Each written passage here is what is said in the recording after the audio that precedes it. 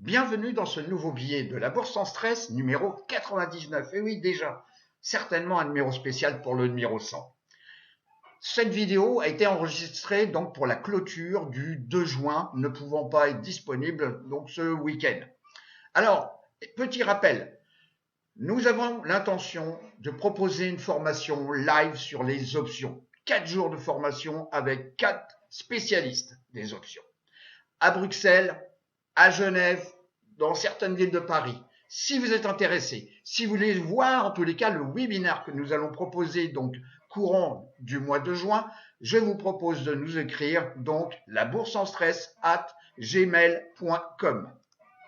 Alors où est-ce que nous en sommes donc le 2 juin? Alors premièrement, le SPX donc a bien rebondi, rebond de pratiquement de plus de 9% par rapport à son point le plus bas. Les taux donc rebond sur la moyenne mobile donc 50 jours.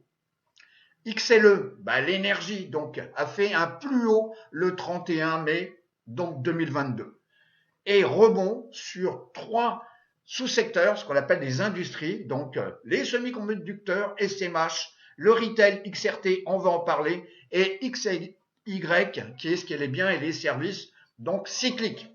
Et puis également, le dollar, donc le dollar index DXY, rebond sur la moyenne mobile 50 jours. Alors, au niveau des informations, donc, l'inflation en Allemagne, qui est un des plus hauts depuis la reconstitution entre l'Allemagne de l'Est et l'Allemagne de l'Ouest, à 7,9%. Vous vous rendez compte? L'euro s'est repris un tout petit peu par rapport au dollar, mais on est toujours dans un canal baissier. Donc, profitez peut-être, pour ceux qui ont encore un compte donc en euros, de le passer en dollars. On ne sait jamais. Je vous rappelle que le target, c'est peut-être la parité, 1 euro pour 1 dollar, et puis après, peut-être moins si affinité. Rebond des bitcoins. Eh oui, donc, et bon, en tous les cas, il y a peut-être pour ceux qui veulent faire de la crypto-monnaie, peut-être des opportunités. Mais soyez patients parce que la baffe qu'a pris donc le marché des cryptos, c'est ancré dans la tête et la confiance est quand même moindre. Le pétrole, alors ça c'est une information, qui date donc du 2 juin. Le pétrole est peut-être surestimé de 50 dollars. Bon, alors on verra, je n'ai pas la boule de cristal et je ne m'appelle pas Irma. Alors, également, donc ça c'est S5FI qui est donc un indicateur. C'est un indicateur du nombre de sociétés composant donc le SP500 dont la moyenne, le cours est au-dessus de la moyenne mobile 50 jours. Ça, c'est un graphique en weekly. Et on voit comme quoi, quand on a eu la baisse, où on n'avait que 10%, j'arrondis 10% de sociétés composant le SP500, dont le cours était au-dessus donc de la moyenne mobile 50 jours. Et là, on est passé directement ici, donc au 2 juin. Donc, il faudra voir le cours donc du 3 juin, le vendredi. Donc, on en est à 43%. Donc, on s'est bien retracé. Également, les taux. Donc, les taux à 10 ans. Donc là, on est sur un taux de 2,9% et on voit bien effectivement qu'on est sur une tendance haussière. Et là, vous avez donc des bougies en une semaine. On voit bien en tous les cas la tendance. Le pétrole, je viens d'en parler. Vous voyez comme quoi le 2 juin, on a fini à plus de 116 dollars, j'arrondis. Mais là aussi, la tendance, elle est quand même très forte. Et je pense qu'il faut être sur le secteur donc de l'énergie. Alors, la ventilation donc par mois. Donc, entre 2009 jusqu'à 2021, on a vu comme quoi, normalement, 92% des fois, on finissait plus haut à la fin avril qu'au début avril. On a vu que c'était pas réalisé. Au mois donc de mai, 69% des fois, on finit plus haut qu'on avait commencé. Au mois de juin, ce n'est plus que 62%, mais on vient juste de commencer le mois de juin, donc on va finir, on attendra la fin. Et puis, petit clin d'œil, 85% des fois, au mois de juillet, on finit plus haut qu'on avait commencé. Alors ici, en bougie mensuelle, mes bandes de Bollinger, la moyenne mobile 17 mois. On a traversé la moyenne mobile 17 mois, donc au mois d'avril. Donc on avait fini plus bas qu'on avait commencé au mois d'avril. Donc on est hors statistique. Au mois de mai, ici on a, on va dire, une bougie d'indécision. C'est un doji parce que c'est pas un marteau, hein, vu le body là qui est vraiment tout rikiki. Donc on va dire que c'est un doji avec des grandes mèches au-dessus et en dessous. Et puis on a transpercé par le bas la bande inférieure de Bollinger. Alors, est-ce que ça va se passer comme on avait vu ici, donc en mois de mars, avril, donc 2020, donc au début du confinement, souvenez-vous. Et puis, bah, on verra. Donc, c'est les mois suivants et surtout les semaines qui me le diront. Donc, ici, c'est mon tableau des secteurs et des sous-secteurs que je suis. On voit comme quoi, sur une semaine de cotation, on a certains secteurs et industries, donc les industries sont des sous-secteurs, qui se sont bien réveillés sur une semaine, comme les biens et les services discrétionnaires. Les semi-conducteurs, SMH, la technologie, XLK, la construction de maisons, XHB, et le retail, ok, plus 5,90, j'arrondis sur une semaine. Alors, également très important, on voit comme quoi ici, je vous ai mis les volumes moyens et les volumes relatifs. Bon, on voit comme quoi les progressions, on est quand même sous la moyenne mobile, enfin en tous les cas sous le volume moyen. Ok, là en échange, on n'a que 5 812, on n'est qu'à 0,56 le volume relatif. Voilà, donc c'est la différence entre le volume et la valeur moyenne du volume. Donc pour l'instant, on ne peut pas dire comme quoi on a des remontées, vous voyez, hein, sur une semaine, mais en tous les cas, les volumes sont pas terribles, sont pas vraiment terribles, sont pas vraiment présents. Alors, est-ce qu'il faut en déduire comme quoi c'est un rebond purement technique et puis on va continuer à aller voir ce qui se passe vers le sud? Peut-être. Mais en tous les cas, le retail, c'est, je dirais, un bon indicateur puisque effectivement, c'est directement ici du moral. Et ce qu'il faut voir, c'est pas le moral des Européens ou des Français, c'est le moral en termes de consommation du marché américain, puisqu'on ne traite que le marché américain. Ok? Donc le retail est important à suivre. Ici, je vous ai placé donc le tableau des 10 plus grosses sociétés donc de retail. Le premier, c'est Walmart, donc grand spécialiste de la surface. Ok? Le deuxième, Amazon, grand spécialiste du retail, mais par Internet. Ok? Ici, vous avez le Trust Group, c'est Lidl, hein, bien connu en Europe et en France, etc. Et ça, c'est le concurrent Aldi. Le VIX en hebdomadaire. Actuellement, le VIX est sous ma zone ici de résistance à 28,80. On est sous la moyenne mobile 10 semaines. À noter que la 50 semaines vient de croiser à la hausse la 200 semaines. Bon, est-ce que c'est un indicateur comme quoi effectivement on risque de revenir vers le nord? Pour l'instant, il est un peu tôt. Pour l'instant, le VIX a une bonne valeur pour ceux qui souhaitent vendre, par exemple, soit des calls, donc non pas à nu, mais des calls, donc comme des covered calls, ou des puts. Ici, un indicateur, c'est le nombre en pourcentage de sociétés composant le SP500 dont le cours est au-dessus de la moyenne mobile 200 jours. Donc, je vous rappelle qu'ici, on était tombé donc, dans la semaine du 16 au niveau de la valeur de 22%, j'arrondis, 22% uniquement de sociétés dont le cours est au-dessus de la moyenne mobile 200.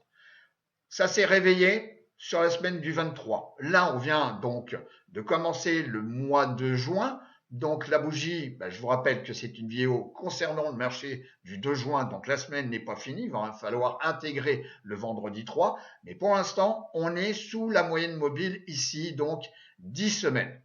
Bon. Ça fait longtemps aussi que j'en ai pas parlé, donc c'est la comparaison des valeurs de croissance, VUG, donc qui est un ETF, par rapport aux sociétés value. Eh ben, pendant un bon bout de temps, on était dans cette zone-là, résistance support, on l'avait cassé, et maintenant, on vient de faire ici un point bas à 1,60, donc la semaine donc du 23 mai. Et là, cette semaine, on réagit. Est-ce qu'on va venir tester ici? On est toujours en bougie hebdomadaire. Tester la 10 semaines, il est peut-être probable. Mais pour l'instant, on voit comme quoi il y a une prédominance des valeurs value par rapport aux valeurs de croissance. Donc, également, les put-call ratios sur les equities. Ici, on voit comme quoi on a un niveau un petit peu plus important d'achat de put que d'achat de call. Mais on est moins haut qu'on l'a été ici et moins haut qu'on l'a été ici. Et puis ici, on a fait quand même, là, c'était un niveau de peur quand même, donc le 22 avril. Les 4 indices. Donc ici, on est sur 6 mois. Les 4 indices sont tous négatifs sur 6 mois. OK? Bon. Ici, vous avez donc le Dow Jones, ici le SP500, ici vous avez le Russell 2000 et le petit dernier qui a été premier à un moment donné, mais maintenant c'est une autre histoire, c'est le QQ. Bon. Cependant, il est à noter que si on regarde la progression entre ici et ici, on a pratiquement les 4 indices ont une progression de 6%. Et je vous rappelle, c'est au cours donc d'hier. Le Dow Jones Industrial. Alors, ici, la semaine, bon, elle n'est pas finie, hein, donc c'est la semaine du 31. Concernant la semaine précédente, puisqu'on est en bougie hebdomadaire, vous voyez comme quoi on se rapproche de la moyenne mobile, mon fil conducteur, 10 semaines. Mais on est en dessous. La 10 semaines a croisé à la baisse la 50 semaines, mais la tendance vraiment très long terme. Donc ici, la SMA 200 semaines, elle est haussière. Donc, est-ce qu'on va continuer à tester la moyenne mobile 10 semaines et puis action-réaction, on repart vers le sud pour retester vers la zone des 30 000 ou des 29 900 points?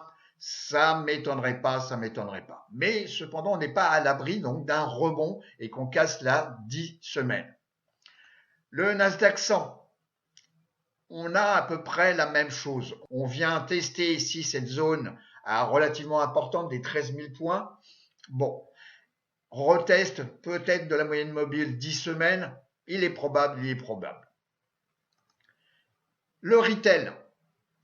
Le retail, donc à travers le TFXRT, a fait un joli rebond donc sur la moyenne mobile ici 200 semaines. C'est pas rien quand même 200 semaines. Après une baisse relativement importante où on est passé ici de 103 $ à ici, vous voyez, donc pratiquement une baisse de plus de 40%. Ici, on a donc 60 $. Donc, on a une belle bougie ici pour la semaine dernière. Cette semaine, elle n'est pas finie. On est en dessous de la moyenne mobile 10 semaines et celle-ci, elle est encore baissière. Il y a peut-être des belles opportunités et c'est ce que donc me dit un peu cette bougie engulfing qui engulfe donc la bougie rouge ici. SMH, les semi-conducteurs, on est toujours ici en bougie hebdomadaire, on est dans un canal ici baissier après une période montante. Donc, ici, on peut avoir un drapeau de retracement avant un retour vers le nord puisque les semi-conducteurs, je vous rappelle comme quoi on en a besoin puisqu'on a une société technologique. Si on regarde en bougie, donc one day, vous voyez, donc là, on voit ici que le premier et le 2 ici, on a clôturé au-dessus de la moyenne mobile ici 50 jours. Et que ici, mon fil conducteur, donc, a changé de trombinette. On risque de revenir croiser à la hausse la moyenne mobile 50. Mais cependant, les cours, après un petit gap ici haussier, on est au-dessus de la moyenne mobile 10 jours. XLK, toujours ici en bougie hebdomadaire. Ben, même chose, on va venir tester ici, donc il faut attendre donc la clôture du vendredi 3. On va venir tester ici la moyenne mobile, donc 10 semaines. Après une belle bougie ici, donc belle configuration. Alors est-ce que ça va faire comme ici, donc action-réaction, on revient tester vers la zone des 151 $ et on repart vers le sud? Peut-être.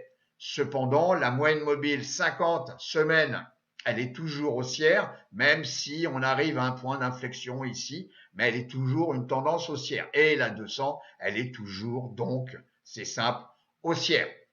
Alors, également pour revenir donc sur notre chaîne YouTube, La Bourse en Stress. Alors, n'hésitez pas à liker. Moi, je vous propose une qui est très sympathique à regarder, c'est Michael nous prouve comme quoi le market timing est plus rentable. Mais, n'oubliez pas, likez, postez des commentaires et je vous dis en tous les cas à très très bientôt. Bonne semaine de trading. Portez-vous bien. Au revoir.